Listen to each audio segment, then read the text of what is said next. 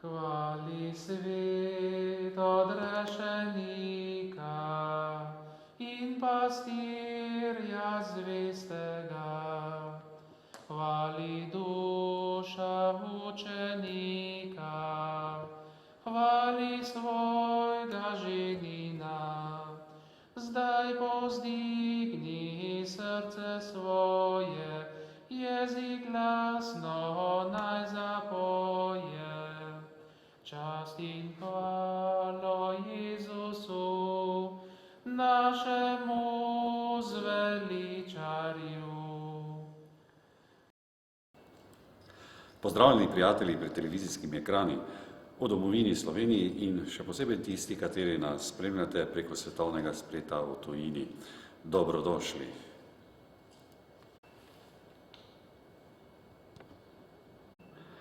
V današnji oddaji bomo spoznali blaženega Antona Martina Slomška. Po dolgem času pozdravljam malečničnega župnika Jožefa Lipuška. Bog daj in dobrodošli. Lep pozdrav tudi vam in vsem gledalkam in gledalcem, ki bodo spremljali današnjo oddajo o blaženemu škofu Slomšku. Na začetku bi vas prosil, da nam opišete Slomškovo mladost in kje se je rodil. Najprej bi rad predstavil kratek odlomek iz pridige blaženega škofa Slomška. Kaj pomeni vaše veselje, preljubi moji Ponkovljani? Ali se je stara Ponikva pomladila ali ponovila svojih starih časov lep spomin, da je toliko veselja in radovanja med vami? V resnici da, novo med vami, preljubi moji rojaki, je vse.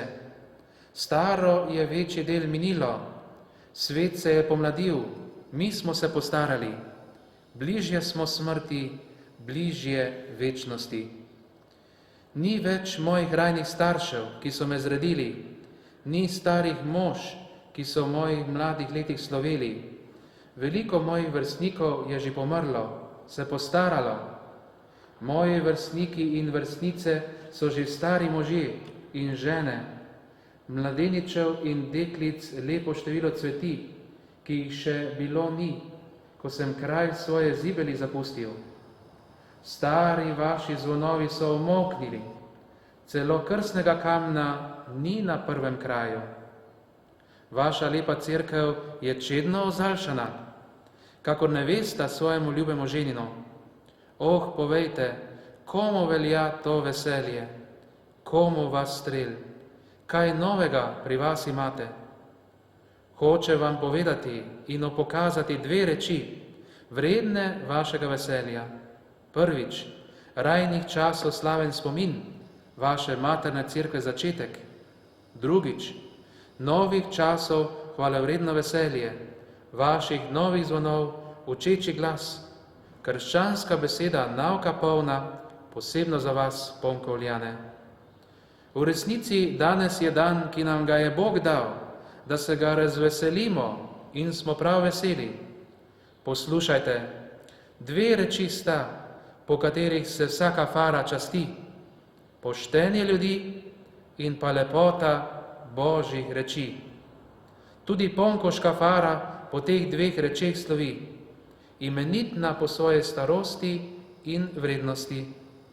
Da pa kdo meni ne bi očital, kakor da le rojak svojo rojstno faro hvalim, hočem potrditi, kar sem rekel, našim rajnim hvaležen spomin, našim mlajšim pa posebej potreben poduk. Vsa čast in vsako poštenje pride le od Jezusa Kristusa, kakor od sonca veselega bela luč.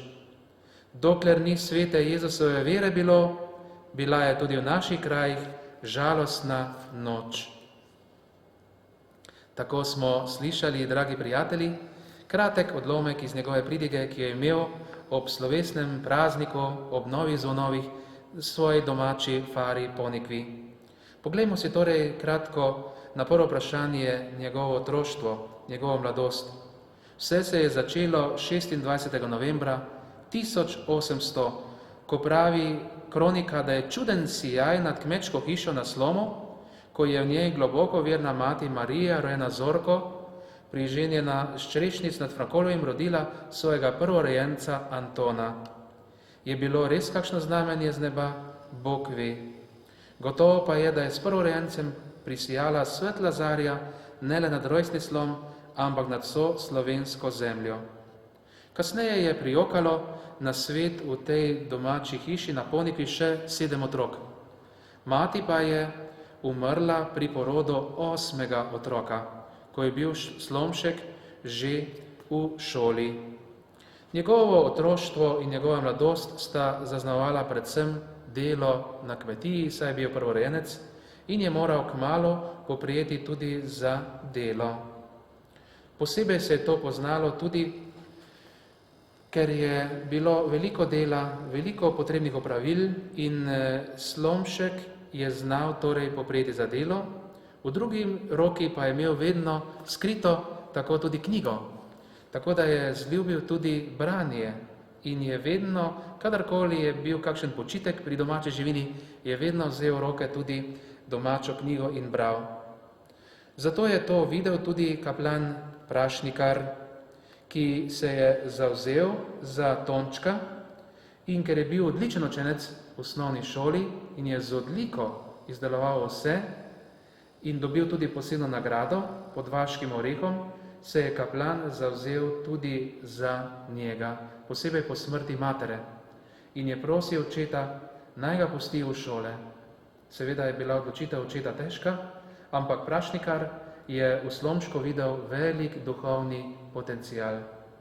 In to je bil Slomšek vedno hvaležen kaplanu Prašnikarju, ki je po smrti matere postal njemu kot oče in mati.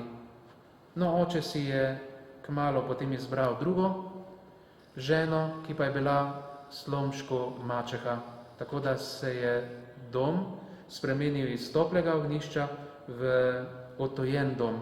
To je Antona Martina Slomška vedno bolelo pri srcu.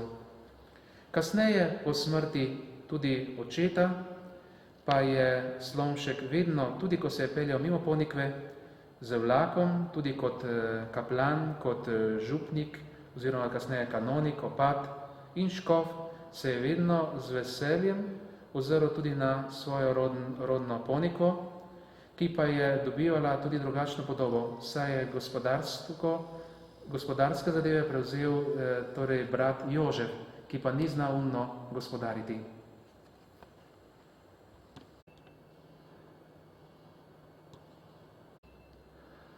Kakšna so bila njegova šolska leta in kakšen učenec je bil? Dijaška leta v Celju so bila zaradi materine smrti zaznamovana žalostjo po eni strani, po drugi strani pa še večjo zavzetostjo nemo, saj je vedel, da mora tudi poskrbeti zase in pa predvsem za svojo duhovno intelektualno formacijo. To je kasneje opisal tudi v svojem vodilu, ki ga vidite, to je vodilo Mihi Sancta et Cara, njegovo duhovno vodilo, ko res opisuje svoj delovni dan, posebej pa nekako svojo duhovno pot svojega življenja, ko posebej omeni, da je potreben red. Red, drži se reda in red te bo obvaroval.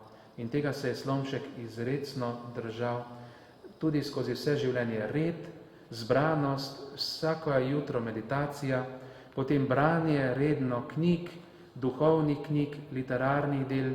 Skratka je res skrbel in se nikoli ni zanemaril. Porajal pa se ga je tudi strah v dijaških letih, da ga bo oče poklical nazaj. Namreč jim otegnil sredstva za šolanje. Zato pa je tukaj spet odločilno vlogo odigral kaplan Prašnikar, ki je bil že župnik v Limju in ga moralno in finančno podpiral. Toda Slomšek mu ni hotel biti v breme, zato si je denar v učenju služil tudi sam. Poučeval je učence bogatih staršev, ter si tako vsaj delno plačeval hrano in stanovanje. V njem je zorela želja po duhovništvu. Po končani celjski gimnaziji je odšel na licej Ljubljano in tam postal sošolec, zanimivo, pesniškega genija Franceta Prešerna. Tako sta se srečala dva velika človeka, velikana, svetosti in poezije. Četudi je Slomšek po nekaj mesecih zapustil Ljubljano in šel študirati Sen, se je prijateljska vest med obema Slovencema krepila ob obiskih in po pismih. Slomšek je lepo napredoval v stari gimnaziji v Celju, ki jo lahko vidite še danes nasproti Opatijske cerkve v Celju in glasbene šole, in skrbno napredoval v latinskih, torej znanjih te šole in z odliko napravil vse. Kasneje torej se je vpisal v celovško bogoslovno semenišče in nadaljeval svojo pot, torej ob bogoslovnih vedah, in skrbno napredoval do 3. letnika teologije, po 3. letniku pa je bil že posvečen za duhovnika. To je bil velik dan, ko je 8. septembra 1824 ga krški škof Jakob Pavlič posvetil v duhovnika. Slomšek je v svojem duhovnem vodilu Mihi Sancta et Cara, meni draga in sveta, tudi sam napisal ob svojem posvečenju naslednje besede. Posvečene so tvoje usta, naj govori svete reči, posvečene so tvoje roke, opravljaj svete reči, posvečene so tvoje oči, oziraj se na nebeške reči. Živim pa ne več jaz, ampak meni živi Kristus. To je bilo iz njegovega duhovnega vodila. Zanimivo pa je to, da novomašni zvonovi niso zapeli na Ponikvi, ampak v Limju. Namreč župnik Prašnikar, ki bi tudi pridigar novomašni, je zelo pomenljivi pridigi in ob novi maši njemu zaupal te velike besede, da je Anton kot ministrant zvesto z njim, tudi če je bil velik sneg, tudi če je bil dež, tudi karkoli, je zvesto spremljal torej duhovnika ali k bolnikom ali na kakšnih drugih pastoralnih obiskih in se mu to tudi lepo zahvalil v pridigi.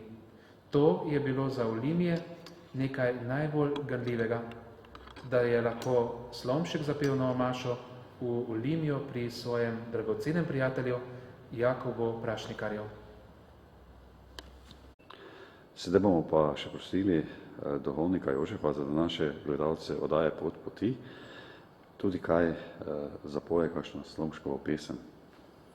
Nebesih sem doma, to znanjujeta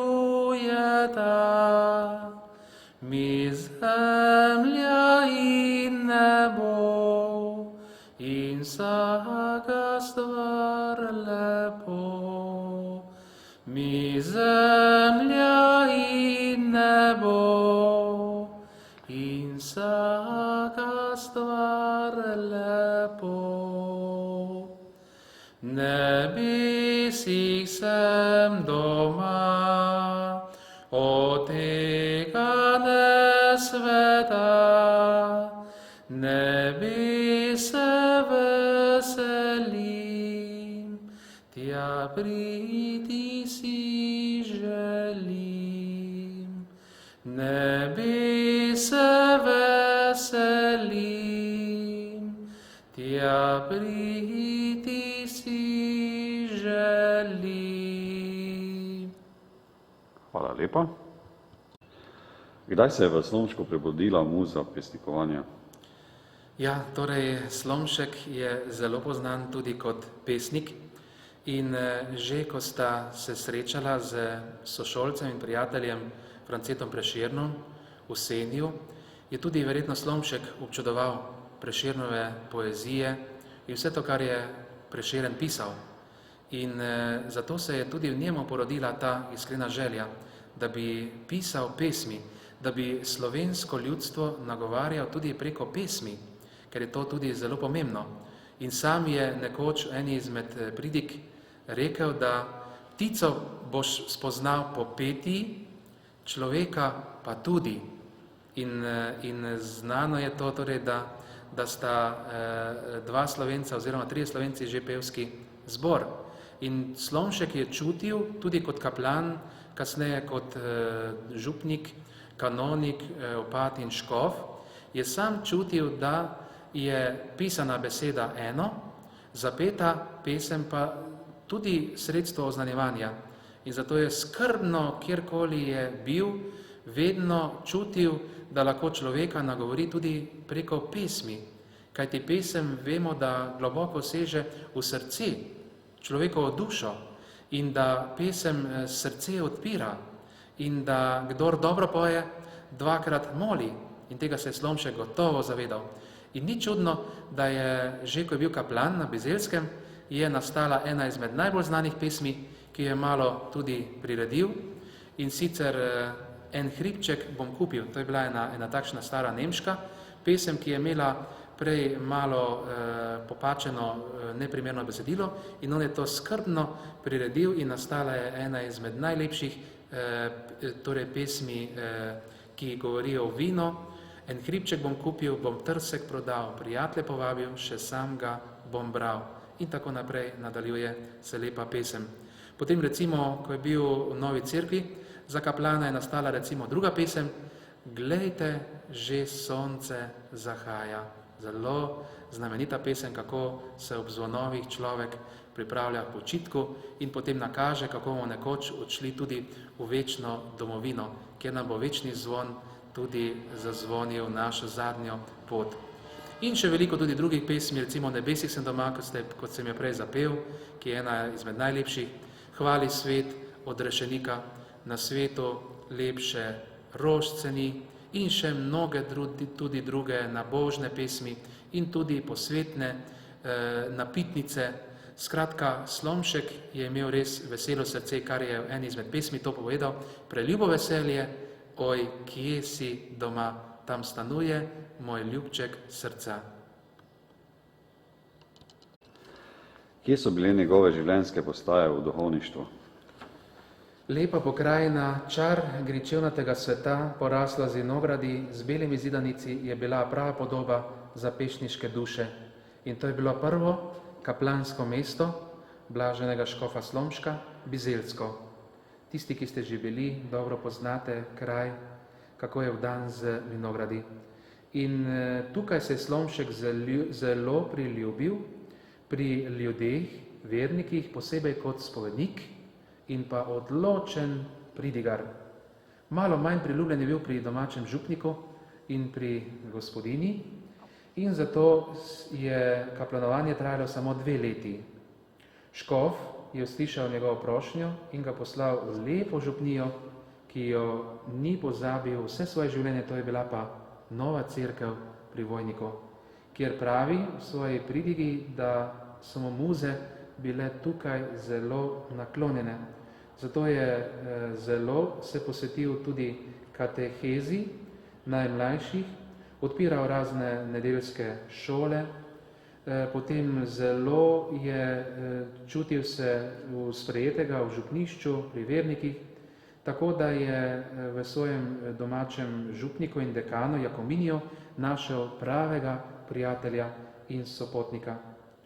Tu sta bili prav tako 2 leti kaplanovanja, ki sta zelo hitro minili in kmalu je prišel visok obisk škofa Cimermana in kanonika Albrehta, ki sta mu prinesla dekret kot vabilo v Celovec nazaj v bogoslovje. Namreč postal pa je duhovni voditelj bogoslovcev, kar je gotovo Slomšku ležalo na srcu, saj je znal že kot dijak in kasneje kot kaplan zelo se posvečati tudi mladini. Tako da je veliko pisal za otroke in odrasle in izdajal knjige za knjigo, pa tudi slovesne drobtinice, ki jih gledalci gotovo poznate, so nastale tukaj. Tudi celovška leta so bila duhovno zelo bogata, polnih 9 let je bil torej voditelj bogoslovcev in jim kazal pot v duhovništvo. In en izmed svojih pridig in nagovorov bogoslovcem je rekel, materin jezik je največja dota, ki smo od svojih staršev dobili. Dolžni smo ga skrbno hraniti, olepšati in svojim mlajšim zapustiti. Kdor svoj materin slovenski jezik pozabi, svoj talent malo pridno zakoplje. Bog ga bo enkrat zanj terjal. V času počitnic je Slomšek veliko potoval, prepešačil vso deželo od Celovca do Salzburga, od Dunaja do Ogleja, Gorice, Vidma, Zagreba in Varaždina. Tako da se danes v času sodobnih sredstev kar čudimo, kako je zmogel to pot.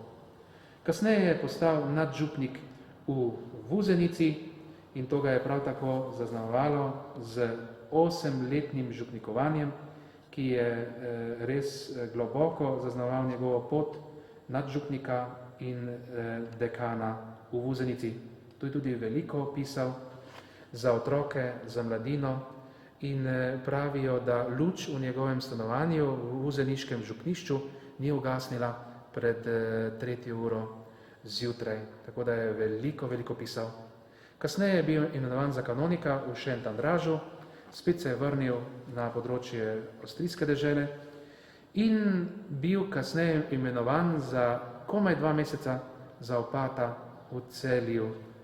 Tukaj v teh 2 mesecih so ga ljudje zelo vzljubili in mislijo, da bo tukaj tudi zaključil svojo duhovniško in življenjsko pot. Ampak takrat pa je prišlo imenovanje, dekret za lavantinskega škofa in to je bilo tisto najbolj temeljno obdobje, ko je 5. julija 1846 v Salzburgu prejel škofovsko posvečenje in bil umeščen pri Šentandražu na škofovski sedež. Za škofovsko geslo pa si je izbral vodilo svetega Ignacija, vse v večjo Božjo čast in ozveličanje duš.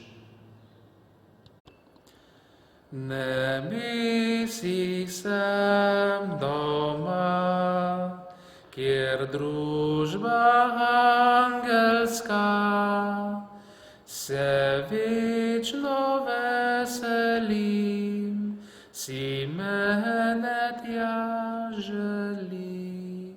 Se večno veselim, si mene tja želi.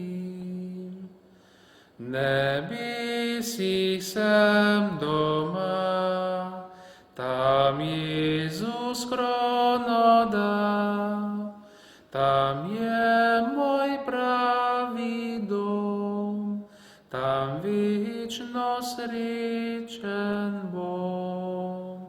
Tam je moj pravi dom, tam večno srečen bom.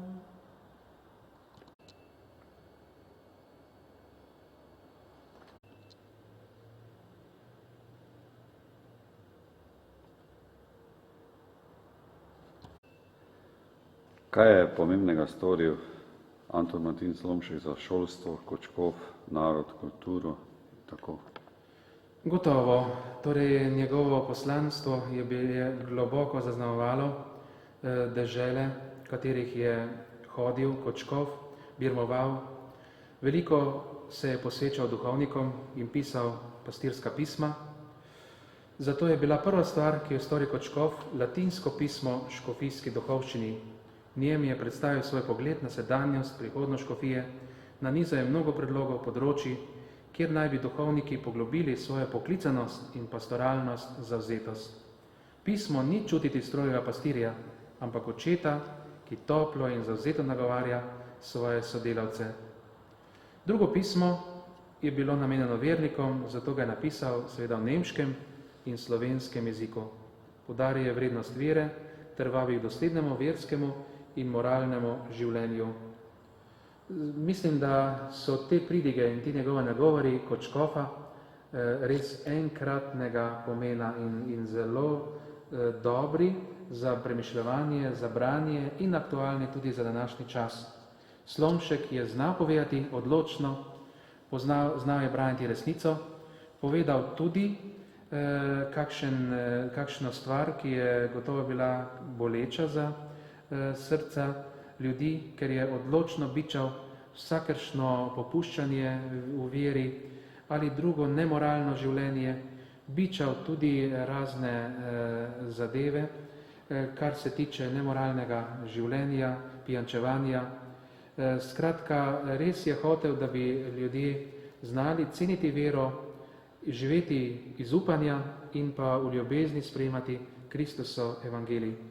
Vemo, da čas je bil gotovo takrat težak, če se spomnimo revolucionarno leto 1848, zato je še bolj potoval Bil je tudi zanimivo poslanec v Dunajskem parlamentu, tako da je znal zaradi odličnega znanja nemškega jezika tudi gotovo zelo prispevati svoj pomemben glas. Duhovnike je tudi svaril, naj ne segajo politiko, ampak naj ostanejo zvesti svojemu poslanstvu. Veliko pozornosti je posvečal bogoslovcem, žal pa ni mogel imeti vseh bogoslovcev v malem Šentandražu, zato mu je vsaj zadnji 4. letnik uspelo predstaviti iz Celovca v svojo škofijo. Potem zelo pomenljivo je bilo delo na misionarskem področju, saj je v Celju, pri svetem Jožefu nad Celjem, ustanovil tudi misijonsko družbo lazaristov. Ustanovil je leta 1851 tudi bratovščino svetega Cirila in Metoda, ki je kasneje se razširila po vsej Evropi in vse do Aleksandrije v Afriki. Veliko je vizitiral razne samostane, pisal knjige, pisal pesmi, zelo se je posvečal šolstvu, tako da je vizitiral tudi razne šole. Potem v Celju je ustanovil podporno društvo za revne in nadarjene dijake in postavil hišo za zametek deškega semenišča in ga imenoval Maksimilijanom. Podoben zavod pa je ustanovil tudi Mariboru in ga imenoval Viktorijanom. Gotovo pa je najbolj revolucionarna poteza bila leta 1859, ko je predstavil škofijski sedež iz Šentandraža v Maribor in s tem dejanjem rešil Maribor in mesto tudi ponemčenja in skratka s tem dejanjem mejo postavil višje na severu in tako ustanovil visoko bogoslovno šolo v Mariboru, kar je bila predhodnica današnje univerze v Mariboru.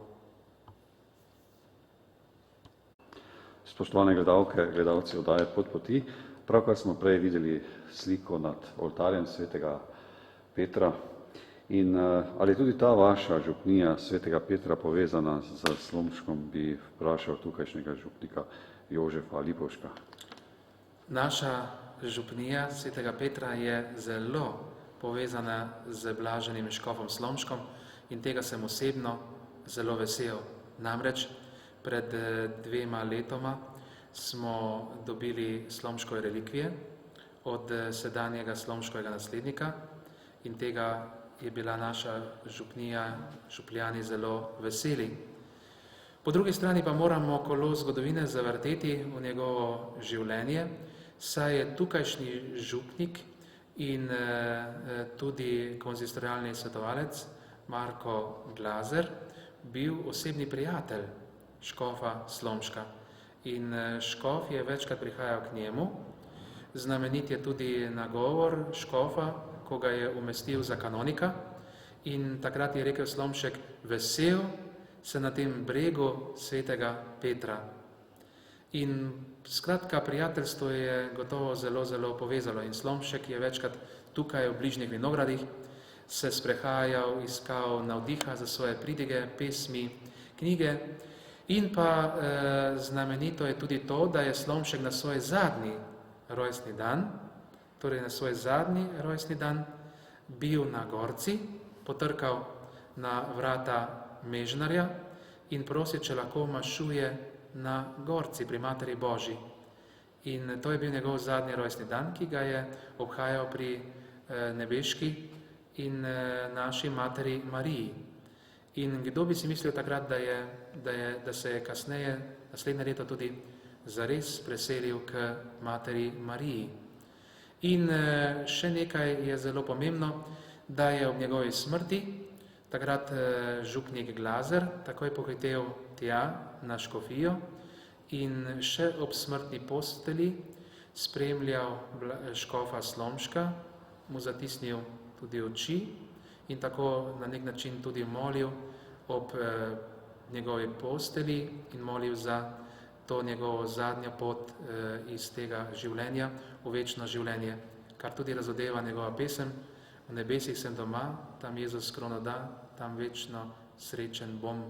In to ga je globoko zaznamovalo Marka Glazerja in škofa in pa tudi našo župnijo, ki tako ostaja po slomških relikvijah tudi zvesta Slomškovemu delu, oznanjevanju. Tu je bila zelo dejavna bratovščina, tudi srca Jezusovega, srca Marijinega, to je bilo vse delo Marka Glazerja. On je tudi dal organizirati križev pot, da so ga zgradili na Gorco.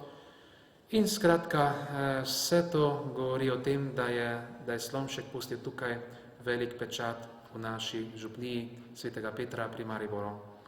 Menim, da je prav za tudi vse te naše gledalce, ki nas gledajo po tej naši lepi Sloveniji, tej lepi deželi, pa tudi preko svetovnega spleta izven lepe naše domovine, da tudi nakratko strnemo, povemo, kje pravzaprav ta župnija leži, to se pravi župnija svetega Petra pri Mariboru, pri Malečniku, morda čist nakratko. Župnija svetega Petra pri Mariboru leži tukaj na lepem področju, obdanem z vinogradi. Če se peljete skozi Maribor, torej iz celjske smeri, potem se nahaja torej čez Dravo, čez Dravski most in na lepi vzpetini je spodaj župnijska cerkev svetega Petra, nad pa podružnica cerkev Device Marije na Gorci. Obe cerkvi so zgradili torej malteški vitezi, ki so imeli svojo samostan svete Katarine v Melju pri Mariboru, drugače pa so imeli vinograde tukaj okrog in so videli, da manjka svetišče. Na velikem hribu, na Gorci, so se odločili, da naj bo to Marijin svetilnik vere, spodaj pa župnijska cerkev svetega Petra. Vsekako bi še pri tem bilo potrebno, da imate zelo lep križ v naravi, v katerem ga lahko uporabite za sprehod, pa tudi da v miru in v duhu pomolite, se morda priporočate. Tako, gotovo križev pot je pravi biser. V naši župniji smo ga obnovili s skupnimi močmi pred enim letom in zelo smo veseli, da je ta dediščina, ki je začel Marko Glazer s svojimi župljani, da ni propadala, ampak da smo začutili ta pomemben čas in obnovili križev pot, ki ima torej 13 postaj, seveda z vsemi 14 križevega pota, tako da sta v eni kapelici 2 postaji. Imamo pa še namen tudi naslikati še 15. postajo stajensko, ki bo v cerkvi Device Marije na Gorci. Obnovili smo tudi 12. postajo, ki je križeva kapela in zato vsi vabljeni, da se sprehodite ob kapelicah na Gorco, da pomolite ob postajah križevega pota in da si tako naberete novih moči, duhovnih moči za vsakdanje življenje. Kot bi škof Slomšek rekel, kdor hoče druge vneti, mora sam goreti. Kot smo slišali, dragi prijatelji oddaje Pot poti, smo povabljeni v ta prelepi biser Slovenije in ste tudi dobrodošli. Kakšen je pomen Slomška za današnji čas? Kaj menite? Gotovo, to sami tudi berete, sami spremljate dogajanje v cerkvi na Slovenskem, sami spremljate, kaj se dogaja v mariborski nadškofiji, ki je Slomšek gotovo takrat s tistim dejanjem, ko je predstavil škofijski sedež iz Šentandraža v Maribor, naredil daljnosežno potezo in prihodnost.